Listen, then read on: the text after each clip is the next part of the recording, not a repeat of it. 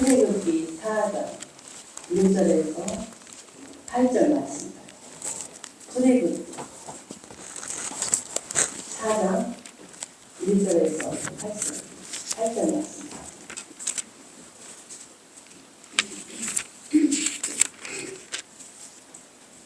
모세가 대답하여 이르되 그러나 그들이 나를 믿지 아니하며 내 말을 듣지 아니하고 이르기를 여호와께서 내게 나타나지 아니하셨다 하리이다. 여호와께서 그에게 이르시되 내 손에 있는 것이 무엇이냐? 그가 이르되 지팡이니이다. 예수께서 이르시되 그것을 땅에 던지라 하시매 그 땅에 던지니 그것이 뱀이 된지라. 모세가 뱀 앞에서 피하매 여호와께서 모세에게 이르시되 내 손을 내밀어 그 뿌리를 잡으라. 그가 손을 내밀어 그것을 잡으니 그의 손에서 지팡이가 된지라. 이는 그들에게 그들의 조상의 하나님 곧 아브라함의 하나님 이삭의 하나님 야곱의 하나님 여호와가 내게 나타난 줄을 믿게 하려 함이라 하시고 여호와께서 또 그에게 이르시되 내 손을 품에 넣으라 하시매 그가 손을 품에 넣었다가 내어보니 그의 손에 나병이 생겨 눈같이 된지라. 이르시되 내 손을 다시 품에 넣으라 하시매 그가 다시 손을 품에 넣었다가 내어보니 그의 손이 본래의 살로 되돌아왔더라. 여호와께서 이르시되 만일 그들이 너를 믿지 아니하며 그 처음 표적의 표징을 받지 아니하여도 나중 표적의 표징은 믿으리라. 아멘. 이 시간 목사님 나오셔서 말씀하시겠습니다.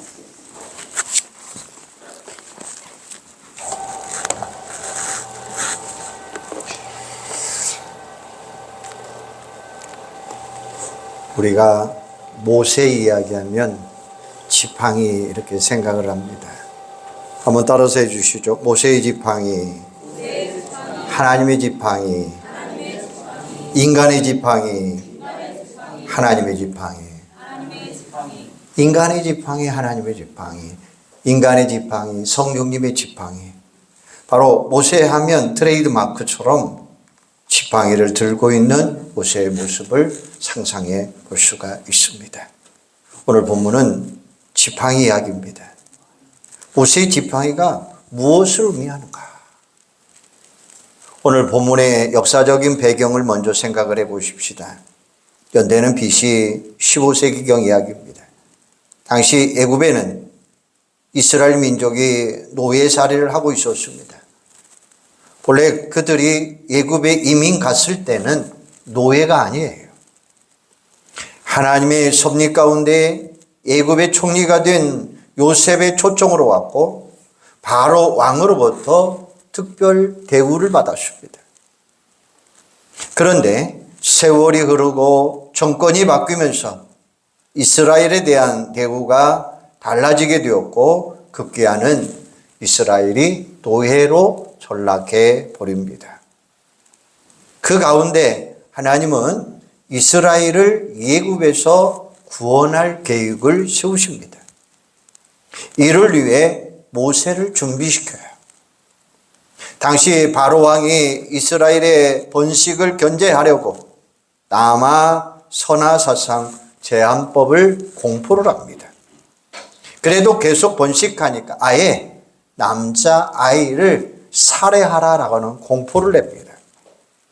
그러나 하나님은 나일강에 띄워진 아기 모세를 바로 왕의 공주가 발견하도록 역사하였고 공주는 모세를 양자로 선택을 합니다. 이게 가능했던 것은 공주가 남아살인법에 대해서 초법적으로 행동할 수 있었기 때문입니다. 특별히 공주에게 남자 형제가 없어서 그녀의 남편 투스무스 2세를 통해서 왕위를 이어가는데 자신도 남자 아이를 낳지 못하는 고민에 있었습니다. 그러던 차에 나일강에서 모세를 발견합니다. 얼마나 공주가 기뻤겠습니까? 이렇게 해서 모세는 애굽의 왕자 반열에 오르게 돼요. 그런데 수년 후에 그녀의 남편 투투무스 2세가 궁녀를 통해 아들을 얻게 됩니다. 그러니까 모세와 투투무스 3세가 정적 관계가 되었고 시간이 가면 갈수록 갈등의 고조가 깊어집니다. 그러던 중에 모세가 이스라엘 사람들을 학대하는 예굽 사람을 살인하는 사건이 벌어지게 돼요. 투투무스 3세로서는 2세를 제거할 좋은 구실을 잡게 된 것입니다. 공주에 몰린 모세는 하는 수 없이 미디안 광야로 도피하게 되는데 그때 나이가 40세입니다. 그 40년에 지난 80세 하나님은 모세를 부르셔서 이스라엘을 예굽에서 구원할 지도자로 세우십니다. 그런데 광야에 묻혀 야민으로 살았던 모세로서는 받아들이기 힘든 상황이에요. 모세는 하나님의 부르심에 대해서 계속 변명하고 변명을 늘어놓고 거절을 합니다. 하나님과 모세가 밀고 당기는 가운데 지팡이 이야기가 등장을 합니다. 모세는 미디안 광야에서 양을 치고 있는 목자로 살고 있어요. 그의 손에 들려진 지팡이는 그의 비참한 형편을 이야기하고 있습니다. 연약한 인간의 모습 그대로의 모습이에요. 모세는 연약한 중에서 하나님께 계속 변명을 늘어놓습니다. 1절에서도 내 말을 듣지 아니하고 이러기를 여호와께서 내게 나타나지 아니하셨다 하리라. 2절에서는 여호와께서 그에게 이르시되 내 손에 있는 것이 무엇이냐? 그가 이르되 지팡이니이다. 하나님은 모세에게 지팡이를 주목하라고 합니다. 그것은 보잘것없는 비참한 비천한 마른 막대기에 불과한데 모세 자신의 모습이었다는 거예요. 모세는 왕궁에서 40년 동안 당대 최고의 학문을 배웠고 자신이 제잘난마대 살았던 사람입니다. 그런데 미디안 광야 40년을 통해서는 자신이 아무것도 아닌 하찮은 존재라고 하는 사실을 발견하게 됩니다. 그래서 지금 하나님이 맡겨주신 일을 할 수 없다라고 거절하는 거예요. 그러나 역설적으로 자신의 연약함을 알게 되었기에 이제 하나님을 의지하는 믿음으로 나갈 수 있다는 거예요. 이런 우스갯소리가 있습니다. 국어를 잘하려면 주제 파악을 잘하고 수학을 잘하려면 분수를 잘 알아야 된다라는 말이에요. 신앙생활도 마찬가지입니다. 하나님의 주제, 나는 허물 많은 죄인이라고 하는 사실을 파악하고 나는 연약한 인간이라고 하는 사실을 알아야 겸손하게 하나님을 바라볼 수가 있는 거예요. 이게 신앙생활의 출발점입니다. 하나님은 모세에게 마치 이렇게 말씀을 전달하는 거예요. 그래, 누가 뭐래? 나는 마른 막대기 같은 존재야. 그런데 분명한 것은 나는 여호와 하나님이 나와 함께하고 있잖아 라는 말이에요. 그래서 이제 하나님은 모세로 하여금 자신만 바라보지 말고 하나님 바라보라는 거예요. 모세의 지팡이가 아니라 인간의 지팡이가 아니라 이제 앞으로 하나님의 지팡이가 너와 함께 할 거라는 것을 바라보라는 거예요. 하나님의 지팡이가 되면 하나님의 권세와 하나님의 능력이 너와 함께 한다는 거예요. 그런데 사실은 굳이 지팡이를 등장시킬 필요는 없어요. 왜냐하면 이미 출애굽 3장에서 하나님은 모세에게 나타나서 함께 하시겠다라고 말씀하셔요. 출애굽기 3장 11절에 보면 모세가 하나님께 이르되 내가 누구이기에 바로에게 가며 이스라엘 자손을 애굽에서 인도하여 내리니까 하나님이 이르시되 내가 반드시 너와 함께 있으리라 라고 말씀하셔요. 그러면 됐지 뭐가 더 필요하겠습니까? 그런데도 계속 변명합니다. 거부합니다. 그래도 하나님은 계속해서 설득해 나갑니다. 이런 이야기 저런 이야기 하면서 이야기합니다. 그래도 모세는 계속해서 반대합니다. 3절, 7절, 3절에서 7절 말씀을 보면 두 가지 이적이 나와요. 지팡이를 던지라고 하니까 뱀이 됩니다. 뱀을 잡으라고 하니까 다시 지팡이가 됩니다. 뱀은 애굽의 우상신과 바로왕의 권세를 상징합니다. 그게 아무리 강해도 하나님의 능력으로 제압할 수 있다는 것이에요. 또 손을 품에 넣으라고 하니까 나병이 생기고 다시 넣었다 빼니까 원상 회복됩니다. 나병은 이스라엘이 속박 가운데 고통받고 있다고 하는 의미를 가지고 있습니다. 이 두 가지 이적을 보면서 우리는 뭐라고 이야기했느냐? 8절에 보면 여호와께서 이르시되 만일 그들이 너를 믿지 아니하며 그 처음 표적의 표징을 받지 아니하여도 나중 표적의 표징은 믿으리라 이렇게 말씀하십니다. 표적은 이적을 의미하고 표징은 가시적인 증거를 의미합니다. 그러니까 이 두 가지 증거를 보고 승리를 확신하라라는 말씀이에요. 그래도 모세가 머뭇거리면서 이렇게 이야기합니다. 9절에 보면 그들이 이 두 가지 이적을 믿지 아니하며 내 말을 듣지 아니하거든 너는 나일강 물을 조금 떠다가 땅에 부으라. 내가 떠온 나일강 물이 땅에서 피가 되리라. 나일강은 애굽 사람들이 신으로 숭배하는 강이고 풍요의 원천입니다. 그런데 이미 피로 변하면 그들의 신이 아무것도 아님을 선포하라는 거예요. 하나님이 유일한 신임을 증거하는 것입니다. 이와 같이 살아계신 하나님, 놀라우신 하나님이 모세와 함께 하신다는 증거로 지팡이를 주신 것입니다. 출애굽기 4장 17절에 보니까 너는 이 지팡이를 손에 잡고 이것으로 이적을 행하라. 물론 이 지팡이는 원래 모세가 들고 있던 것이고 이적을 행했지만 전혀 달라진 게 없는 거예요. 예를 들어서 금으로 변한다든지 모양이 확실히 달라진다든지 이게 아니잖아. 여전히 모세가 들고 있는 것은 마른 막대기입니다. 그렇다면 뭐가 중요할까요? 새롭게 부여된 의미가 중요한 거예요. 여인 둘이 있습니다. 남자가 여자에게 닝반지를 끼워줍니다. 그리고 결혼을 약속합니다. 나는 당신을 진심으로 사랑합니다. 항상 당신과 함께 할 것입니다.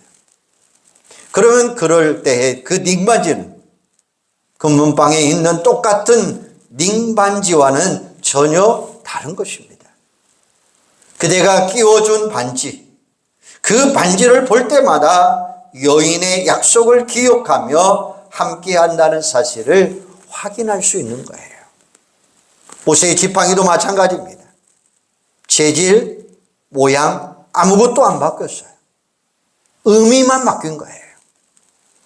전능자 하나님이 모세의 하나님이 되셔서 늘 함께 하시겠다는 약속의 증표예요.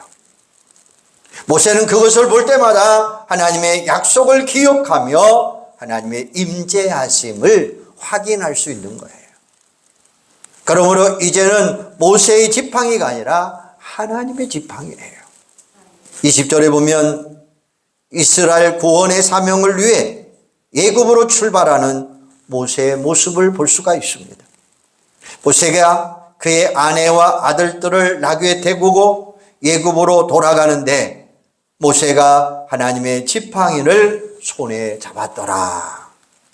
겉으로 보면 초라하지만 영적으로 보면 위대하다고 하는 사실이에요.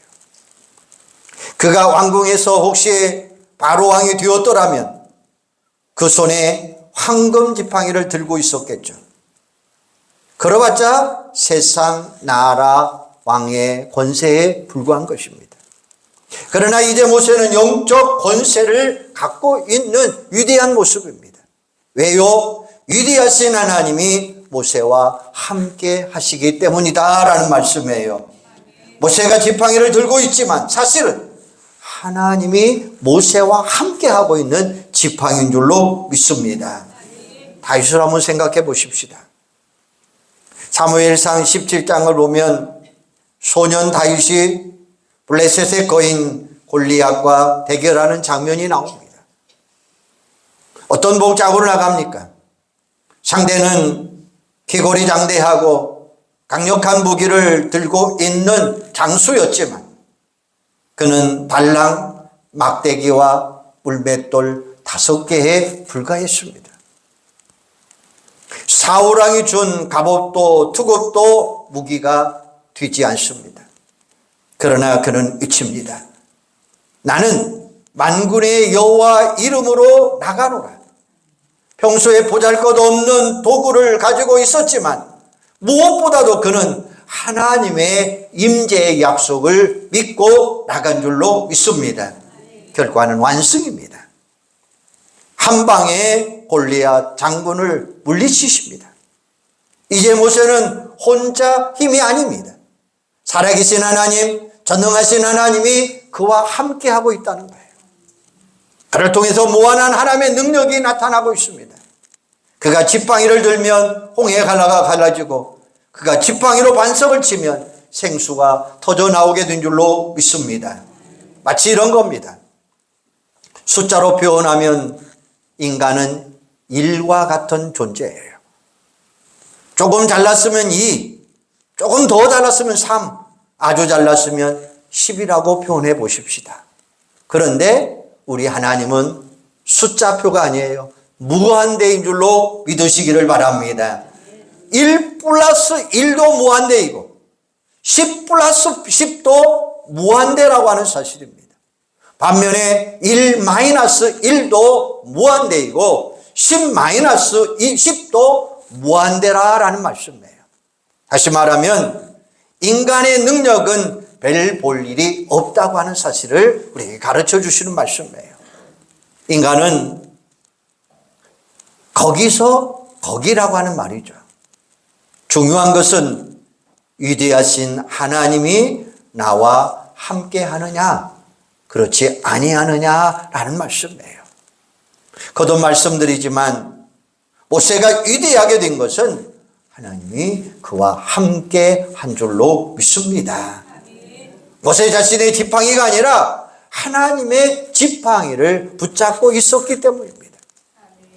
저와 여러분은 어떻습니까? 인간은 능력과 장점을 얼마나 갖고 있습니까? 그것을 자랑합니까? 아니면 부족하고 위축됩니까? 그러므로 하나님의 지팡이를 굳게 붙잡는 여러분들이 되시기를 바랍니다. 그리하면 험악한 세상 살지라도 반드시 우리는 하나님 때문에 승리하게 될 줄로 믿습니다. 하나님의 지팡이를 든 모세처럼 우리가 전능자이신 하나님을 굳게 붙잡으면 반드시 우리도 승리할 수 있다는 거예요. 우리가 비록 부족하고 연약하고 하나님의 임재하심을 확인하고 하나님만을 의지하면 오늘 우리도 얼마든지 가능하다고 하는 사실이에요. 인간이 제 아무리 대단해도 하나님 없으면 아무것도 아니고 인간이 부족해도 나와 함께 하시면 하나님이 나와 함께 하시면 우리는 반드시 승리할 줄로 믿으시기를 바랍니다. 심지어 장애에 있어서도 하나님이 사용하시면 놀라운 일들이 일어나요. 우리가 잘 아는 한올의 시인이라고 불리는 송명희 씨의 이야기입니다. 그녀는 태어날 때부터 뇌성마비로 태어났습니다. 말 한마디 하려고 해도 온몸이 뒤틀리고 고통스럽습니다. 그 고통 가운데서도 처음에는 하나님 원망했지만 예수님을 통한 그 사랑을 체험하고 나서 그는 시를 쓰기 시작을 합니다. 얼마나 영감 있는 시들을 쓰는지 정말로 저도 개인적으로 그분의 시를 읽을 때마다 가슴 저미는 감동을 느낄 때가 많습니다. 중증 장애인의 몸을 가지고 어떻게 이런 시를 쓸까 정말 놀랍습니다. 그 비결은 단 한 가지였습니다. 하나님이 그의 손에 지팡이를 들려준 줄로 믿습니다. 사도 바울도 마찬가지예요. 고린도전서 1장 27절에 보면 하나님께서 세상에 미련한 것들을 택하사 지혜 있는 자들을 부끄럽게 하시려고 세상에 연약한 것들을 택하사 강한 것들을 부끄럽게 하시려고 하며 하나님이 세상에 천한 것들과 멸시받는 것들과 없는 것들을 택하사 있는 것들을 해하려 하시나니 이는 아무 육체도 하나님 앞에서 자랑하지 못하게 하려 하심이라 말씀하고 계십니다. 그렇습니다. 우리가 부족해도 심지어 약점투성인다 할지라도 하나님의 손에 붙들려 있으면 얼마든지 우리도 하나님의 위대한 역사를 경험하게 될 줄로 믿습니다. 19세기에 이탈리아 출신 바이올린의 귀재 니콜로 파가니라고 하는 유명한 사람의 이야기입니다. 한 번은 그가 당대 저명인사들이 대거 모인 연주회에 참석하게 됩니다. 그런데 연주 도중에 줄이 하나가 끊어져 버립니다. 하지만 파가니는 아랑곳하지 아니하고 계속 연주해 나갑니다. 잠시 후 또 한 줄, 잠시 후에 또 한 줄이 끊어집니다. 이제 남은 것은 한 줄밖에 없습니다. 관객들은 숨을 죽이고 그를 바라봅니다. 파가니는 잠시 연주를 멈추고 조용히 청중을 바라보더니 남은 한 줄을 가지고 완벽한 음악을 만들어내면서 연주를 마치게 됩니다. 객석에서 우리와 같은 박수 소리가 납니다.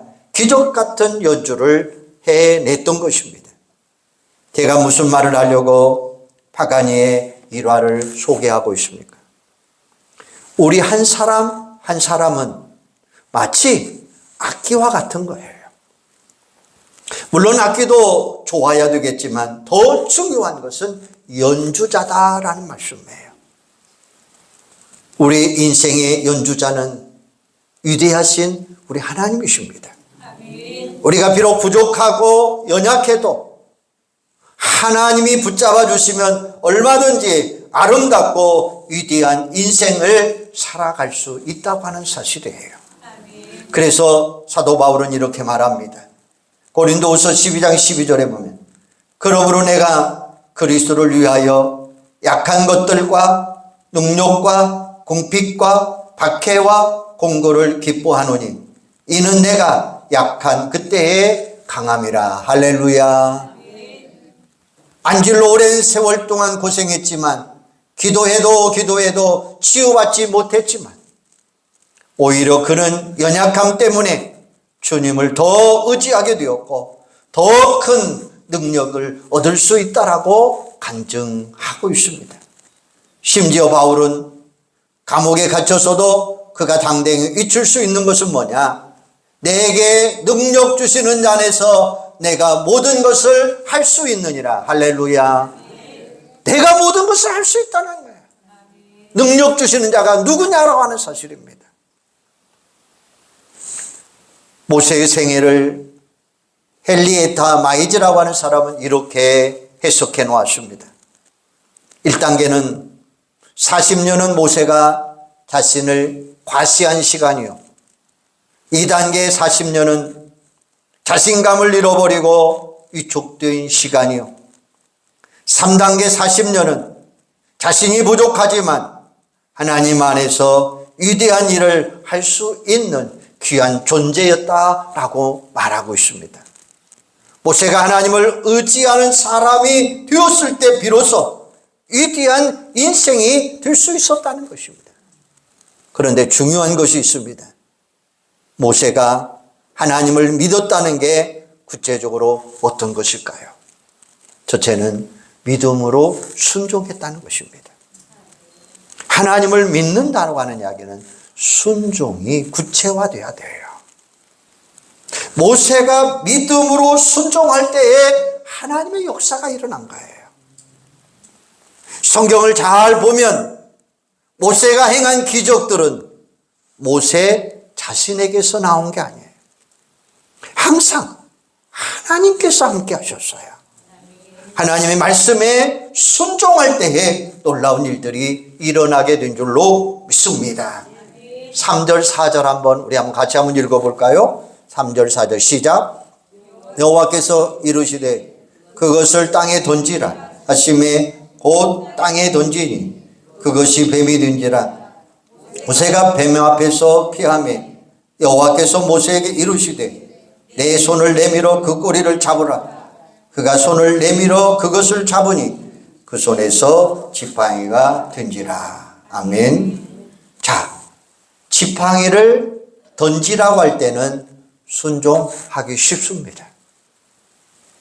하지만 뱀의 꼬리를 잡으라고 할 때에 순종하기 어렵습니다. 여러분 생각해 보세요. 땅꾼들이 뱀을 잡을 때에 꼬리를 잡습니까? 목을 잡습니까? 목을 잡아요. 그런데 하나님은 모세에게 어디를 잡으라고 한 거예요? 꼬리를 잡으라고 한 거예요. 잘못하면 뱀에 물려 죽을 수 있습니다. 광야 40년을 경험한 모세도 그 사실을 분명히 알고 있는 사람입니다.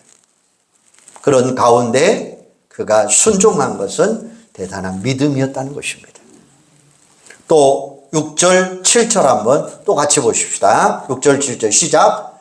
여호와께서 또 그에게 이르시되 내 손을 품에 넣으라 하심에 그가 손을 품에 넣었다가 내어보니 그의 손에 나병이 생겨 눈같이 된지라. 이르시되 내 손을 다시 품에 넣으라 하심에 그가 다시 손을 품에 넣었다가 내어보니 그의 손이 본래의 살도록 되어 살아났더라. 자, 그가 순종하는 대로 놀라운 기적들이 일어나잖아요. 여기서도 모세가 한 것은 그저 믿음으로 한 것밖에 없어요. 손을 넣고 손을 뺀 것밖에 없다는 거예요. 근데 넣을 때도 믿음으로 넣어야 되고 빼을 때도 믿음으로 해야 된다고 하는 분명한 사실을 우리에게 가르쳐 주고 계시는 거예요. 바로 여기에 순종이라고 하는 단어가 있습니다. 열왕기하 5장을 보면 아람 나라 군대 장관 나아만의 이야기가 나와요. 그는 아람 나라의 제2인자입니다. 그런데 병에 걸렸어요. 나병입니다. 소문을 듣고 엘리사를 찾아갑니다. 그런데 엘리사는 만나주지 아니하고 요단강에 가서 몸을 7번 씻으라고 이야기합니다. 얼마나 자존심이 상했으면 되돌아가려고 했을까요? 다행히 신하들이 설득해서 작은 믿음으로 순종했는데 그 결과는 어떠했습니까? 마치 어린 아이 살처럼 깨끗하게 되었더라라고 말씀하고 계셔요. 그러므로 말씀 들으면 깨닫는 대로 우리는 순종하는 자들이 돼야 돼요. 대충대충 하지 말고 온전하게 순종하시기를 바랍니다. 그러면 반드시 하나님의 역사는 체험될 줄로 믿습니다. 두 번째는 믿음의 기도입니다. 출애굽기 민수기를 보면 모세의 이야기가 많이 기록이 되어 있어요. 모세가 지팡이를 붙잡고 기도할 때에 하나님의 능력이 나타납니다. 전능자 하나님을 믿는 믿음의 기도를 보면 출애굽기 17장에 보면 광야에서 아말렉과의 전투가 벌어집니다. 이스라엘이 뒤에서 공격을 당한데도 군사력도 열세입니다. 그러나 대승을 거두죠. 물론 전쟁에 나가 여호수아와 군인들이 싸웠지만 결정적인 것은 모세의 기도가 승부를 갈라놓았던 것입니다. 출애굽기 17장 9절에 보면 여호수아가 이르되 우리를 위하여 사람들을 택하여 나가서 아말렉과 싸우라. 내일 내가 하나님의 지팡이를 손에 잡고 산 꼭대기에 서리라. 모세가 하나님의 지팡이를 잡고 기도할 때에 이스라엘 백성들이 승리했더라라는 것이에요. 모세의 손이 내려올 때는 패하지만 그러나 손이 올라갈 때에 이스라엘 백성들이 승리하는 장면을 우리는 보고 있잖아요. 믿음의 기도가 이런 위대한 역사를 일으켜 세워주시는 줄로 믿습니다. 한국교회사의 유명한 성경학자요 목회자였던 고 박윤선 목사님의 이야기입니다. 그는 학적이면서도 영감 있는 신약, 구약 주석가입니다. 이것은 한국 교회사에서 물론이지만 세계 교회사 가운데서도 몇 안 되는 위대한 업적을 가지신 분이십니다. 그가 그 일이 모든 일은 기도를 통해서 이루어졌습니다 라고 고백했어요. 그는 기도의 사람이었습니다. 일제강점기 숭실 전문대 다닐 때도 산기도 골방기도를 실천한 분이십니다. 특별히 1941년에서 1944년 만주에 있을 때는 새벽마다 사명을 위해 기도했다고 합니다. 해방이 되면 하나님께서 자신을 써줄 거라고는 눈물로 간구한 적도 있다는 것이에요. 정말 해방이 된 후에 그가 부산 고려신학교 교수로 15년 동안 봉직을 했는데 이 시기에 하나님께서 많은 것을 체험하는 은혜를 주셨다는 것입니다. 그에게 학문적인 능력도 있었지만 기도로 얻는 영감이 주석 지필의 기초가 되었더라라고 이야기하고 계셔요. 바로 하나님의 지팡이를 붙잡고 기도할 때에 이런 놀라운 능력의 역사가 일어나게 될 줄로 믿습니다. 여러분은 험한 세상 살면서 과연 무엇으로 승리할 수 있다고 생각하십니까? 내 지팡이가 대단하면 좋은 조건이 있으면 될까요? 그렇지도 않습니다. 모세가 승리한 것은 애굽의 궁궐에 있을 때가 아니었습니다. 오히려 그가 광야에 있을 때 초라했지만 하나님의 지팡이를 들고 승리한 줄로 믿습니다. 오늘 우리도 마찬가지예요. 세상의 조건들로 승리할 생각 버리시고 오직 하나님의 임재하심과 하나님의 능력을 의지하시고 그분의 말씀대로 순종하시고 눈물로 기도하시고 하나님의 지팡이를 붙잡는 우리 귀한 권사님들 되시기를 바랍니다. 귀한 권사님들, 승리할 수 있는 비결이 뭐냐? 예수 이름입니다. 주님이 주신 나의 지팡이입니다. 주님이 주신 그 지팡이를 들고 나갈 때에 나는 모든 것을 할 줄로 믿습니다. 나의 연약함이 아니에요. 주님이 나와 함께하는 거예요. 주님이 나를 붙드는 거예요. 주님의 임재하심이 나를 경험할 수 있다고 하는 사실이에요. 주님의 지팡이를 들고 믿음으로 순종하시고 믿음의 기도를 드리는 우리 권사님들 온 성도들이 되기를 주님의 이름으로 축원합니다. 기도하겠습니다. 하나님 은혜와 사랑을 감사합니다. 모세가 위대할 수 있었던 것은 믿음으로 순종한 줄로 믿습니다. 말씀에 순종하게 하여 주시옵소서. 아버지 하나님, 지팡이를 던지라, 지팡이를 잡으라. 아버지 하나님 품에 손을 넣어라. 품에서 손을 빼어라. 이런 기적들이 일어난 것은 그가 순종할 때에 놀라운 일들이 일어나게 된 줄로 믿습니다. 믿음으로 순종하게 하여 주시옵소서. 믿음으로 기도하게 하여 주시기를 원합니다. 믿음의 기도는 대승할 줄로 믿습니다. 우리는 부족하고 연약하지만 하나님이 주시는 지팡이를 붙잡고 기도할 때 놀라운 능력의 역사가 일어나게 될 줄로 믿습니다. 아버지 하나님, 우리의 조건은 모든 것이 다 부족합니다. 대단한 거 아무것도 없습니다. 아버지 하나님, 하나님이 주시는 그 지팡이를 들고 하나님이 주시는 일을 감당할 때에 우리는 놀라운 일들을 이루어갈 줄로 믿습니다. 우리 권사님들 부족하고 연약하고 나약하지만 하나님이 주시는 능력의 지팡이를 붙잡고 감당하게 하여 주시옵소서. 예수님의 이름으로 기도하옵나이다. 아멘.